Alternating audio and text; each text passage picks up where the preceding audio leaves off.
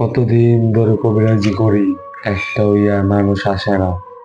এমন জিন চালান করেছি, যার বাসায় গেছে সে আমার কাছে 1 ঘন্টার মধ্যে আসতে হবে।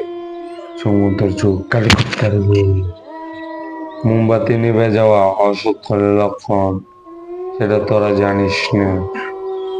এটার পরিণাম খুব খারাপ হতে হবে, খুব খারাপ। আগুন জ্বলে যা, তুই আমার কথা অমান্য করিস না। আমার কথা যে অমান্য করেছে তার খুব ভয়ঙ্কর পরিণতি হয়েছে। আগুনও আমার কথা শুনে, আর মানুষ কি আমার কথা শুনে না? কত ভয়ঙ্কর বিষয়। বাবা বাবা বাবা বাবা বাবা আমাকে কিছু সাহায্য করেন না বাবা। বাবা আমার বাসায় জিন আছে বাবা, আমাকে কিছু সাহায্য করেন। এই জিন বলতে বাবা তাড়িয়ে দেন বাবা। বাবা আপনাকে অনেক কিছু আছে, অনেক জোর করে এসেছি বাবা, আমাকে সাহায্য করেন বাবা, প্লিজ বাবা সাহায্য করেন বাবা। আপনি একমাত্র বাবা। ও, এত চিন্তা করিস না, তুই বাবার কাছে এসেছিস। আমি 1 ঘন্টা আগে কথা বলেছি আমার জিনের সাথে। আমার জিন তোর বাসাতে গিয়েছে। আমি তোকে একটা জলপড়া দিচ্ছি, ওইটা নিয়ে খাওয়া, দেখবি শিওর সুস্থ হয়ে যাবে। এই নে, ছু তার ছু ছু।